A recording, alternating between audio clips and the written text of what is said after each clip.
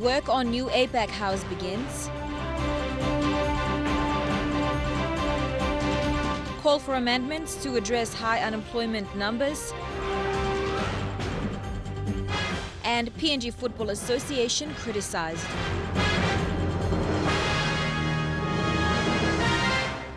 This is National EMTV News with Lorraine Gabina. Good evening and thank you for joining me for Thursday's news. Preparations for the APEC Leaders Summit have heightened with the ground-turning event for the construction of the new APEC House in Port Moresby. The APEC House will host the Prime Ministers and Presidents of the 21 member economies when Papua New Guinea hosts the event come 2018. The budget for the construction of the building stands at 120 million kina. The APEC House will be built on reclaimed land at Ella Beach.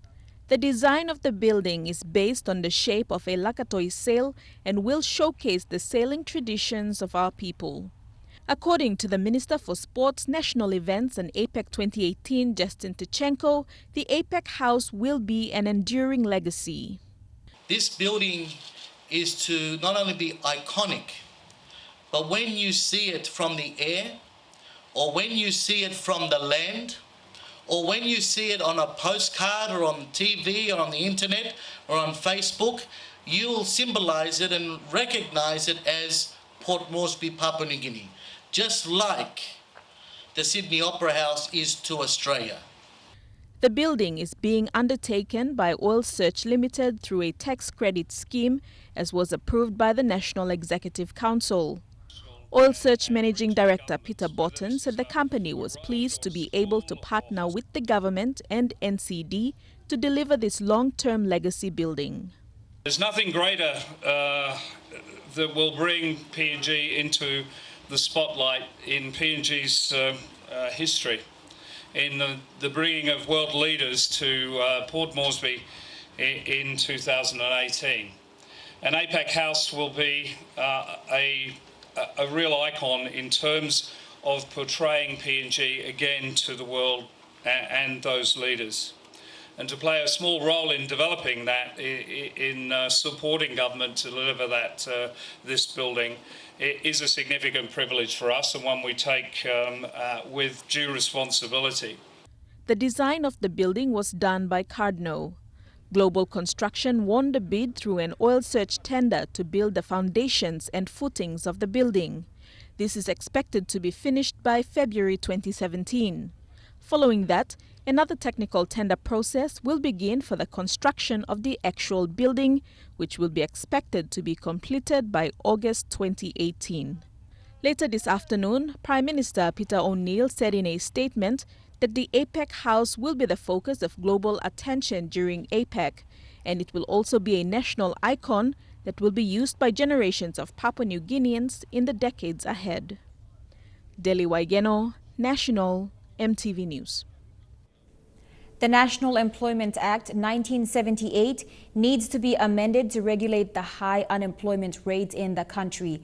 Labour and Industrial Relations Secretary Mary Morola highlighted this while introducing the National Development Policy, while she was speaking on Day 3 of the National Development Forum today in Port Moresby. The increased unemployment rate in Papua New Guinea is an important issue that the national government is focused on through the Department of Labour and Industrial Relations. Department Secretary Mary Morola outlined core areas this policy can adopt to mitigate this issue when introducing the department's national employment policy. There is not enough employment opportunities, and this is where we need to, have policy is driven in a way that they must create these employment opportunities. Now we only focus that in the formal sector, and very limited job. When investors come, they have limited time here, they stay here, and then they move away if they find that the business is not picking up. But then the employment aspect of it it's not properly dealt with. There is no continuity or in terms of the sustainability. The 2014 National Employment Policy is focused on 3 pillars of the Decent Work Policy Standard, which was adopted in 2002. They were fundamental rights of workers, industrial relations, and occupational health and safety. However, the struggle is the implementation. This is because the policy is yet to be ratified and rectified into a law. We started the review of the Employment Act in 2012. By 2013, we had a draft, the law draft, the employment relations. It changed its name from Employment Act to Employment Relations Bill. So we have the third draft bill, like I mentioned there, that the stakeholders are going through. At the national level, discussions have been made with relevant agencies for the policy's amendment. Secretary Morola said unemployment is a cross-cutting issue that can be rectified by increasing job employment in all sectors. Eric Arupma, National EMTV News. New approaches are needed to address the challenge of rising unemployment rates in the country. On the final day of the National Development Forum, the general consensus was that more could be done to encourage and support skills development and employment opportunities for Papua New Guineans. Lian Gerari with more. It's no secret that the country has a high unemployment rate, largely because of the scarcity of jobs as well as a skills shortage in urban areas. Thousands of students pass out of secondary and tertiary institutions every year with meager hope in finding employment in the formal sector. And the urban drift brings people from the rural communities to the town centers but leaves them unemployed. These high unemployment rates have also raised concerns about the hiring of foreign nationals into the country, employed in jobs that locals should be doing. It's a complex issue that requires a synergy of stakeholders working together to strengthen policy and to implement them so that all Papua New Guineans can benefit. And it's making this connection between what employers need from workers and what workers are looking for that is now very important. How do you bring those two things together? How do we make sure that the courses and the types of training that the TVET institutions are offering are what the market needs, or what are the jobs that people can actually do? Where is the demand? The majority of Papua New Guineans who are employed in the formal sectors, with access to formal banking for saving and wealth creation, and who pay taxes to the government, which, in a perfect world, goes towards developing infrastructure, maintaining the public sector, and so forth. However, the rest of the vast population who are unemployed are often left behind and turn to other means of survival. I think it's important to recognize that we have to look at the structure of the economy here. So we know that we have a very large informal sector economy here. So I might talk a little bit about that first and say that, of course, the education, formal education, is as important for the informal sector as it is for the formal sector. Education is not just for the formal sector. At the workshop today, attendees raised their concerns about the Employment Act being long overdue for an upgrade, urging policymakers and think tanks to update policies. Stakeholders have urged that the National Employment Act be tailored to cater to the changing job market. Now, according to the Department of Labor and Industrial Relations, the Act is now in its third draft. Lian Gerari reporting for National EMTV News. Koroba Kopiago MP Philip Undialu says the letter he released on Tuesday is from the Office of Intergovernment Relations. In a statement received by MTV News this afternoon, MP Undialu said he was asked to collect the copy from Kitpeng building early this week. Undialu claimed that the letter is not fraudulent as alluded to by Assembly-elect Hela Governor Francis Potape. However, Intergovernment Relations Minister and Deputy Prime Minister Sir Leo Dion maintained that no letter was signed and released by him over the Hela Governor elections. The Huon Gulf District expects to make significant cuts to transport and freight costs borne by people of the Morobe South Coast, with the resumption of services by the district-owned vessel MV Rainforest. Today, the vessel began its inaugural trip to the Morobe Patrol Post after a 3-year delay brought on by a court case disputing the vessel's ownership. The MV Rainforest left Lae at 7 yesterday for its inaugural trip along the Morobe South Coast. For the crew and district officials, it was a relief after 3 years of legal wrangling over the ownership of the vessel. This vessel is one of several owned by 5 Morobe districts and operated by the Morobe Coast Shipping Services, the company set up after the demise of the church-owned Lutheran Shipping Company. It's a small vessel expected to become an integral part of Huon's sea transport system. Time Lutheran Shipping is too. Maybe like that. Allman Mary facing big program of transportation. And I think Lutheran Shipping is playing a very important role. So time and when Lutheran Shipping shut down its operations more than 2 years ago, it left coastal communities in more than 5 provinces without a cheap transport alternative. The only option left was to use banana boats for long-distance travel amidst heightened risks of piracy and bad weather. The ever-increasing cost of fuel also added to their burdens. A lot of issue with people from the south coast. Especially down to Poponeta and beyond. We call this a missing link. Transport services to our people in the Huon Gulf District coastal side and towards the Oro Bay and further on. For the first time in many years, a large passenger vessel arrived at Buanzing village along the Salamoa coast. A small party of dancers welcomed the arrival of fuel drums and a small sawmill for the local level government area. Many hope trips like this will become a regular occurrence, reducing cost of freight and travel. Cost will be subsidized by the district, to make it viable and affordable by... Scott Waide, National MTV News, Ley. You're with National MTV News. Cancer patient spouse called for help from Health Department, and TISA celebrates International Credit Union Day. Those stories and more when we come back.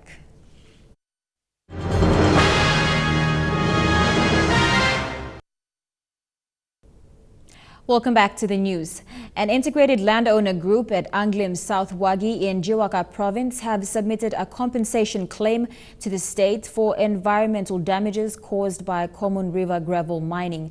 The submissions were presented to Jiwaka and Western Highlands provincial governments and the Conservation and Environmental Protection Authority. The group PNG Football Association claimed that damages caused by gravel mining activities have amounted to 7.5 million kina. The Western Highlands Provincial Administrator Joseph Neng was only present to receive the compensation claim. The locals claimed that the in-stream gravel mining has caused environmental damage to their riverine ecosystems and has caused erosion to their land and cash crops. They demanded the Conservation and Environmental Protection Authority, or SEPA, to investigate and assess damages caused by activities surrounding the river. They also asked for a review into the regulatory of gravel extraction, and gravel amounted to 10 tons and beyond must require permit. And this river common contributed to some big infrastructure like airport, tarmac, or road constructions, hospitals and schools. This is what billions of kina were involved in development, but all common people there kind of come victims of big development. Common gravel mine started in 1958 by different interested extractors for road sealing and such. Currently, there are 16 gravel extractors operating at Common River Mine. According to a 3-year study and assessment by an environmentalist and consultant, Stephen Scott, almost 5 billion metric tons of wet natural gravel has been removed over 5 decades by different extractors. A different study by geologists also showed that Common River produces the finest sands and quality stones to make gravel. Western Highlands Provincial Administrator, when receiving the submissions, appreciated the resources that Common River produces. We have been looking at some plenty of activities that come up along this law. Wara yipla toto langen. Tasol mi film also in this line concern belong yipla also na mi magam government belong yipla la province belong yipla la Western Islands. Locals claimed that damages caused by the gravel mine have amounted to over 27 million kina. They demanded the state to pay for the damages or threatened to shut down the work of the 4-lane Highlands Highway Road. Vasinata Yama, National MTV News, Mount Hagen. The spouse of a cancer patient admitted at Lay's Engau Cancer Unit is calling on the National Health Department to help the center purchase a new cancer radiotherapy machine. Alan Connie and his wife Catherine have been living in the hospital ward since August. They were supposed to undergo radiotherapy treatment 2 weeks ago. However, they were told the radiation treatment machine was not working, and they have since had to wait until the machine is fixed. Alan Connie and his wife Catherine are from Nipa in the Southern Highlands province. Catherine has cervical cancer in its advanced stages. She first discovered she had cervical cancer at Mendi Hospital. She was referred to Engau's cancer unit to receive further treatment. From lay mipla depend also lo one pla machine ya, lay mi lo ya radiation. So sila machine mipla bin try kan wait 2 weeks bian mipla bin kisim toko right lo doctor tok bay gonchalo power. Time mipla bin gonchalo power mi loki samda lili improvement lo body blong em. Tasol after 16 bla time em gonchalo power bin bagarap. Connie says his wife had already undergone radiotherapy treatment but has 17 more sessions of radiotherapy remaining. She was supposed to undergo a 17th radiotherapy fraction 2 weeks ago, but was told the radiation treatment machine had some faults and was not working. They will have to wait until the machine is fixed. Time power been blackout the last week long, 7th of this month. Meet pili mo kata papa niginens where mi bla stabin cellos la word lol mama and mi bla kata been facing big bla heavy threat where now no gamla marasin lo mi bla kisim where mi bla dipentos la power. For now, Connie, his wife and the other cancer patients in the ward have been told they will have to take painkillers. Connie is calling on the National Health Department to assist the cancer facility, get a new machine or bring in experts to fix the problem. Most patients who goes to Engau for treatment come from the rural areas where there is not enough information on the symptoms and signs of cancer. It is important that Engau has a new machine in place so that patients from rural areas can get help and return home. Why not thinking mi bla lo one pla machine plus scanning mol mama na machine blow help him radiation power where it can save him na substantive life dol mama blow mi plan go. Engau CEO Dr. Christopher Kenher says the maintenance and well-being of the cancer treatment center is the responsibility of the National Department of Health, adding there should be more incentives to ensure the center is fully operational. He says early diagnosis and treatment is the best alternative. Dr. Kenher says it is common for cancer patients in PNG who seek treatment when the cancer is in its advanced stages. He says early diagnosis and treatment is the best alternative. Julie Badui Owa, National EMTV News, Lay. Rubbish or waste should be treated with care to minimize pollution and care for the environment. This was the message by creative Kanaka designer Leonard Tebegetu while launching the Trash Monster for the 2016 Clean Mosby campaign today. Mr. Tebegetu says more can be done to create nothing into something for everyday use. With waste disposal a concern by city authorities, this campaign not only emphasizes on proper disposal of waste, but its effects and what can be done. Unveiling the Trash Monster today at Ella Beach, Leonard Tebegetu said more can be done to address the amount of waste humans dispose. It takes small things, it takes for a person to be mindful of the rubbish. Where you throw my rubbish, please. How you throw my rubbish, what kind of rubbish you use. So lately, people are pushing. There are 3 R's also to recycle, reuse, reintroduce. People are bringing in refuse. The Trash Monster will be part of the Clean Mosby campaign from 17th October to 13th November. Today's message was the effects of waste and the responsibility everyone can play in keeping Port Mosby clean. A major component of the campaign will be the involvement of schools. This will see campaign carried out in schools to change the mindset of PNG's next generation to be mindful of waste disposal. Complement the efforts that we are doing in terms of providing collection services as well as disposal services and some sort of intermediate treatment for the waste that we collect in the city. Koki and Ekivaki Primary School were part of today's program by doing a cleanup at Ella Beach. Business houses, sponsors and individuals also joined. Organizers say the Clean Mosby campaign is expected to extend to December. Jack Lapave Jr., National MTV News. In commemorating International Credit Union Day, the Teachers Savings and Loan Society celebrated the day with in-house competitions.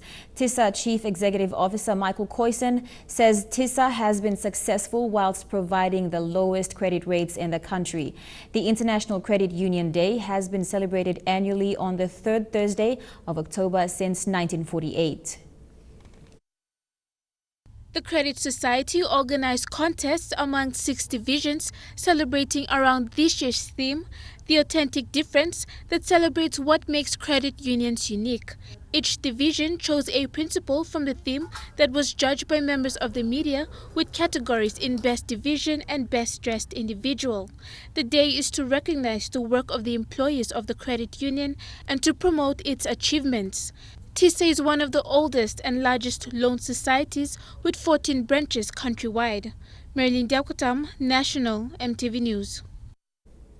And now looking at our finance news, the Kina closed unchanged at $0.3155 in the interbank market. At Bank South Pacific, your Kina was buying $0.3080, $0.3958 Australian dollars, $0.2775 euro and 31.48 Japanese yen. Looking at commodity prices at New York close, gold and cocoa closed higher, while coffee and copra closed the day lower.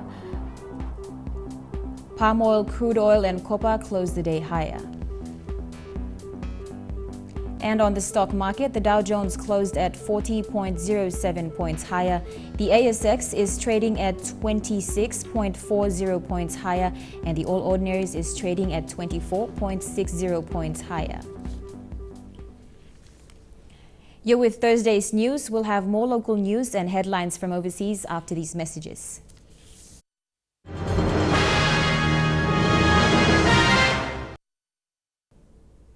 Welcome back to the news. Government-church partnership continues to be successful in the East Sepik province. Today saw the opening of a block of 4 teachers' units in West Yanguru in an Assemblies of God agency-run primary school. Wingate Primary School is a level 6 school, the biggest in the district. Staff and students took time off from normal school activities to celebrate this occasion. The parish of Yanguru in East Sepik province earlier this week witnessed the ordination of one of their own into priesthood. Deacon Paul Kaji from Pachen village in Yanguru was ordained priest by Bishop Joseph Ruzinski. Amongst the large Catholic following in the district and his family members was member for Yanguru Sausia Richard Maru and Father Victor Roche, General Secretary to the Catholic Bishops' Conference. Father Victor was the parish priest who baptized Deacon Paul when he was serving in Yanguru in the early 80s. Politicians and celebrities mingled in the White House ahead of a state dinner for Italian Prime Minister Matteo Renzi, the last such dinner hosted by U.S. President Barack Obama, whose term comes to a close in January 2017. Actor and comedian Jerry Seinfeld, celebrity chef Rachel Ray, singer James Taylor, New York Governor Andrew Cuomo, and House Minority Leader Nancy Pelosi were among the approximately 400 guests present at the glittering event. When asked if he had any Italian jokes for the dinner, Seinfeld quipped, "I have some pizza stuff and a couple of cannoli one-liners." U.S. Ambassador to the United Nations Samantha Power said she came to celebrate the partnership between Italy and America. We have such an important relationship with Italy. There's not a transnational threat that we handle without them by our side. ISIL, climate, UN peacekeeping, refugees and migration, they're at the forefront. This is a night to celebrate that partnership. Many, like actress and writer Ali Wentworth, said they were looking forward to the evening's special dishes by celebrity chef Mario Batali. Another celebrity chef, Rachel Ray, who worked closely with the First Lady, Michelle Obama, on her Let's Move campaign, suffered a wardrobe malfunction and told reporters she planned to wear sneakers the next time she came to a White House event. I honestly have no idea. But I just ripped it, whatever it was. Indian-American designer Naeem Khan, who has often dressed Michelle Obama, reflected on his relationship with the First Lady as she gets ready to leave the White House. I don't know when glamour's going to be ever back in the White House. Think about it. I mean, like she pushes the American designers, which is so wonderful. And our fashion industry today is doing so fantastic. And one of the reasons is she has acknowledged us. To the final U.S. presidential debate, the two candidates talked about abortion, gunfights, Supreme Court, and many other issues. But when Hillary Clinton talked about the Russians, Donald Trump boiled over. This report from CNN. I think that this is such an unprecedented situation. We've never had a foreign government trying to interfere in our election. We have 17 intelligence agencies, civilian and military, who have all concluded that these espionage attacks, these cyber attacks, come from the highest levels of the Kremlin, and they are designed to influence our election. I find that deeply disturbing, and I think it's time. She has no idea whether it's Russia, China, or anybody else. I am not quoting myself. No idea. I am quoting Hillary, you have no idea. 17 do you doubt 17 our military has and no civilian agencies? Well, yeah, he'd rather believe Vladimir Putin than the military and civilian intelligence professionals who are sworn to protect us. I find that just absolutely She doesn't like Putin because Putin has outsmarted her at every step of the way. Excuse me. Putin has outsmarted her in Syria. He's outsmarted her every step of the way. I do get to ask some questions. Yes, that's and I would like to ask you this direct question. The top national security officials of this country do believe that Russia has been behind these hacks. Even if you don't know for sure whether they are, do you condemn any interference by Russia in the American election? By Russia or anybody else? You condemn their interference? Of course I condemn. Of course I can. I don't know Putin. I have no idea. I never met Putin. This is not my best friend. You're with National MTV News. Chief Secretary calls for unity for FIFA event, and the Barras speak of their win. That's coming up next on True Guys Sports. Stay tuned.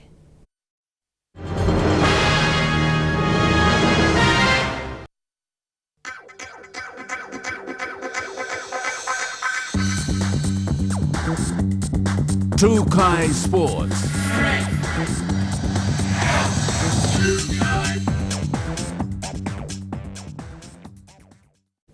Welcome to True Guys Sports. Chief Secretary to Government Isaac Lupari has directed all government departments and agencies to continue to work with the private sector towards the staging of the FIFA Under-20 Women's World Cup Papua New Guinea 2016 next month. Chief Secretary Lupari issued the directions when speaking at an all-government meeting this week, attended by state agencies who are involved directly in the planning of the tournament.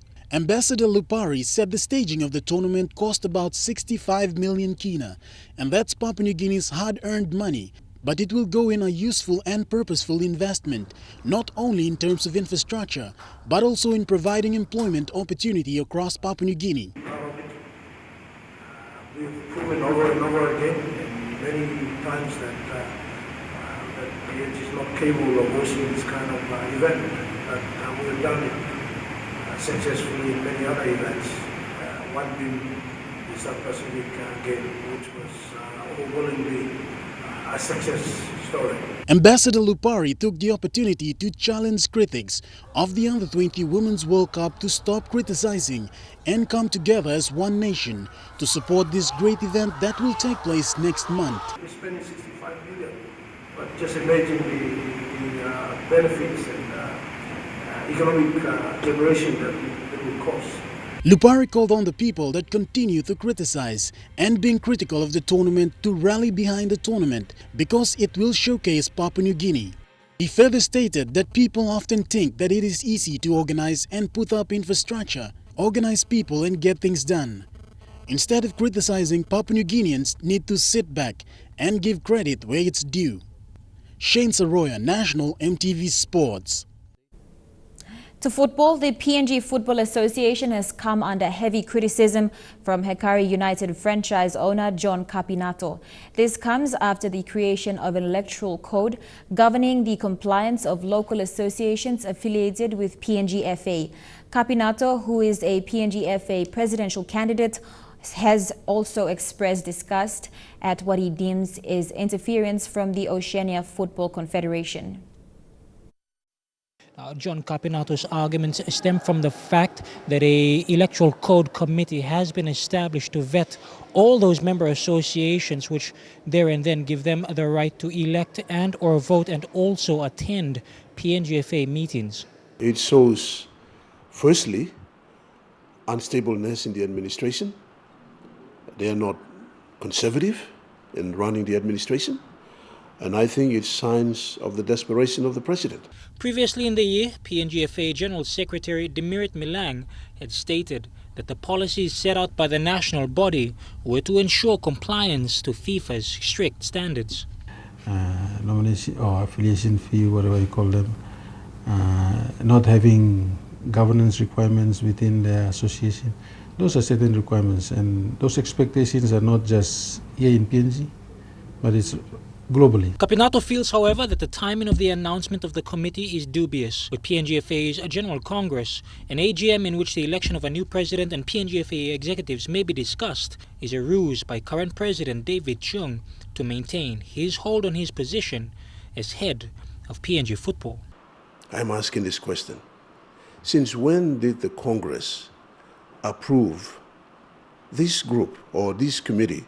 In response, Secretary for the Oceania Football Confederation, Ty Nicholas, said that in accordance with FIFA, OFC and PNGFA statutes, the bodies and officials must observe the statutes, regulations, decisions and code of ethics of PNGFA and FIFA in their activities. Nicholas further advised for Capinato to respect the directives given by the PNGFA in relation to the election process leading up to the elections on the 28th of December this year. Capinato, however, feels that interference in domestic affairs by the OFC is uncalled for. Jeremy, I think, firstly, do away with what they're trying to do, the vetting process. That's not in the best interest of entire presidents in this country. And some within football's echelon in PNG feel that Capinato does have a point. This is not the first instance in which John Capinato has raised issues against the current PNGFA executives, and he certainly isn't the first. And while all eyes are on the looming deadline to the FIFA Under-20 Women's World Cup 3.5 weeks away, the General Congress has been set for December in Kimbe, and by then, things may come to a head. Jeremy Mogi, National TV Sports.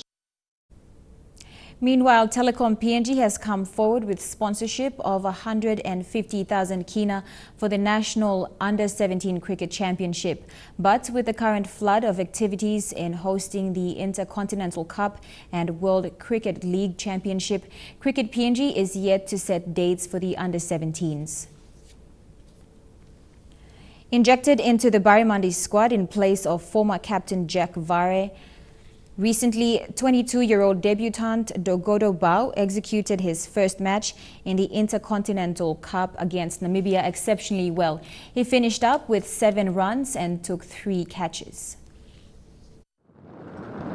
At the age of 12, Dogodo Bao started playing cricket. Little did he know, 10 years on, he will be in the Baramandi squad. Becoming the 116th Papua New Guinean to represent the country at senior level, Bao received his black baggy cap as a symbolic gesture from the current Cricket PNG chief selector Daniel Font on Sunday morning before the ICUP match. A right-hand batsman and, surprisingly, a great wicket-keeper, this first-timer proved himself worthy when he made a catch of the day on Tuesday that sent out the last of Namibia's top-order batsman, Bernard Schultz. An excited Bao now looks forward to playing Namibia again tomorrow in round 4 of the World Cricket League Championship One Day International and another ODI on Sunday. Dini Rose Raiko, National EMTV Sports. You're watching Trukai Sports. Focus now on Schoolboys League and more when we come back.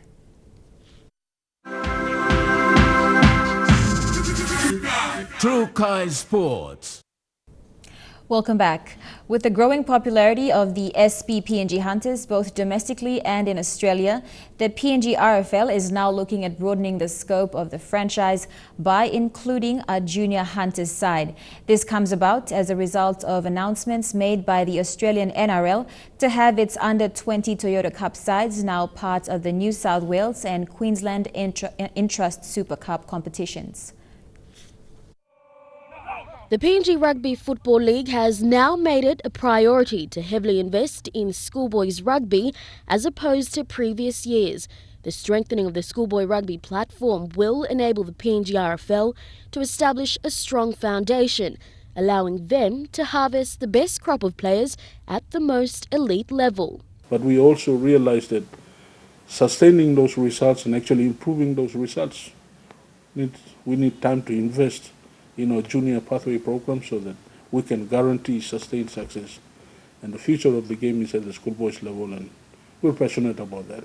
The decision to invest deeper into schoolboys rugby couldn't have come at a better time for the PNG RFL amidst public outcry over violence in the sport and the impending World Cup in 2017. PNG RFL will now have an opportunity to develop their younger talent amongst a more competitive pool. The NRL's 120 program, what is known as the National Youth Competition. The NRL is doing away with an under-20 comp. They're giving it on to the state leagues beginning 2018. It's part of the new TV rights deal. By 2018, the under-20 program in the NRL will no longer be there. It will be passed on to the state leagues, meaning the under-20 will be run by the Intrust Cups in the New South Wales Rugby League and the Queensland. But while PNG RFL is still in discussions with the NRL and QRU on the prospect of introducing an under-20 Hunters side, they will have to look at tying in their schoolboys program with their Elite Rugby League program to allow for the under-16 and under-18 division to feed into the under-20 and of course later the Hunters and the Kumals. Lorraine Genia, National EMTV Sports. The National Weather Service has supported calls by the West New Britain Chamber of Commerce and Industry to PNG Sports Foundation to shift the dates of the 7th PNG Games. The Chamber's reason to move the Games from its initial date of March next year to a later date is because March is one of the wettest months of the year. National Weather Service Director Samuel Maha confirmed that the weather in Kimbe from May to April next year would more likely experience heavy rainfall. However, PNG Games Competition Manager Philip Lavatu says the Games Organizing Committee would not defer the event for the second time as it would be unfair to provincial teams who have been training and preparing since the start of the year. And that's a wrap for True Kai Sports. Up next, we'll have the weather details. True Kai Sports.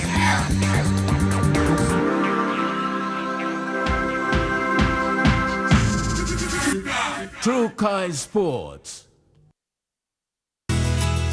The weather details are proudly brought to you by Dulux Weather Shield. Worth doing with Dulux.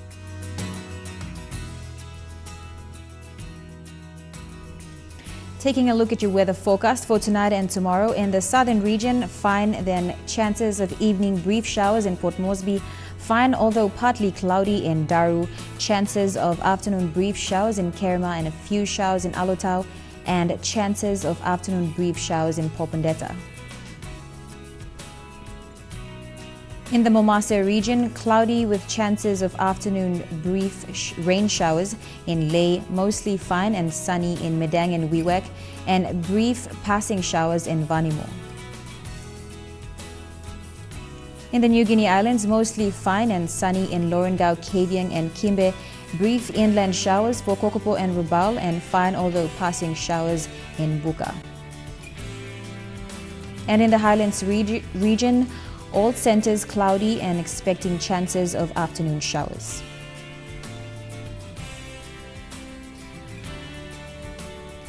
Forecast for small ships for the next 24 hours. A strong wind warning current for all coastal waters of southern PNG Indonesian border through Torres Strait and Daru to Kiwai Island to Yule Island to Hood Point to Samarai Island, including all Milne Bay Islands, also Finschhafen through Vitius Strait, CSE Islands to Long Island to Karkar Island to Medang, as well as West New Britain and South Bougainville. Waters of southern PNG Indonesian border through Torres Strait and Daru to Kiwai Island to Kerma to Yule Island to Hood Point to Samarai Island, seas 2 to 3 meters. Waters of eastern and western Milne Bay Islands with waters of Finschhafen through Vitius Strait, CSE Islands to Long Island to Karkar Island to Medang, and with waters of West New Britain to Bougainville, seas 2 to 2.5 meters. Waters of Samarai Island to Cape Vogel to Finschhafen, seas 1.5 to 2.5 meters. Waters of Medang to Bogia to Wewak to Aitape to Vanimo and northern PNG Indonesian border, seas 1 to 1.5 meters.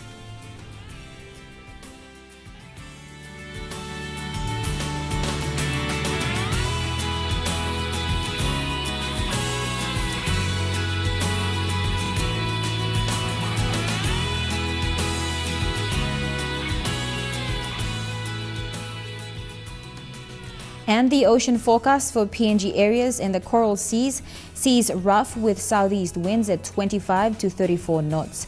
In the Solomon Seas, seas moderate to rather rough with southeast winds at 20 to 25 knots. In the Bismarck Seas, seas slight to rather rough with southeast winds at 10 to 25 knots with gusts. And in the Pacific Ocean, seas slight with southeast winds at 10 to 15 knots.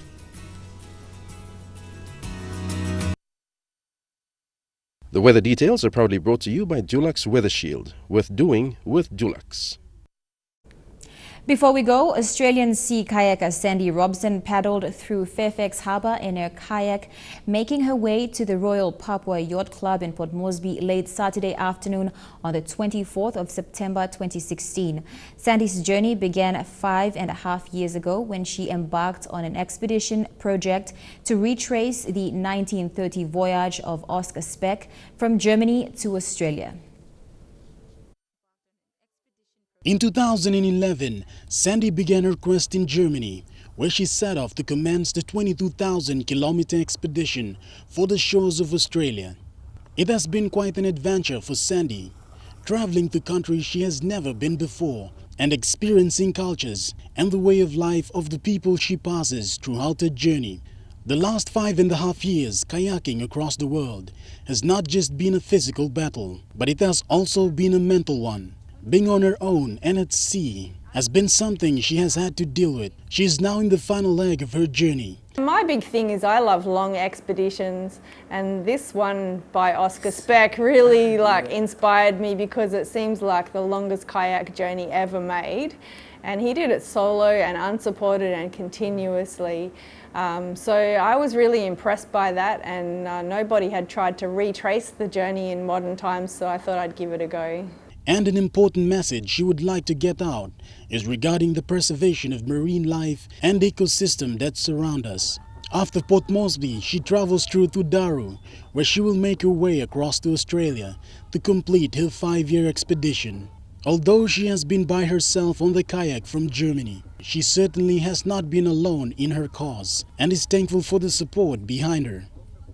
Following the completion of her Germany to Australia quest, she plans on going a step further than Oscar Speck and writing a book about the adventure. It shall be a remarkable accomplishment for Sandy to have undertaken to single-handedly kayak from Germany all the way through to Australia.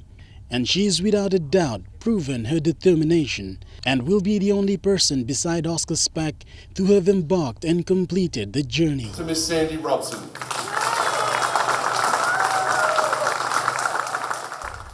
Shane Soroya, National EMTV Sports.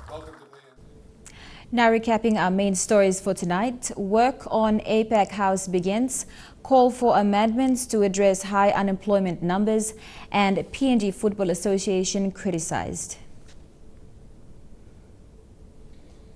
And that has been the news, sports and weather for tonight. On behalf of the entire news team, I'm Lorraine Gabina. Pleasant viewing. Good night.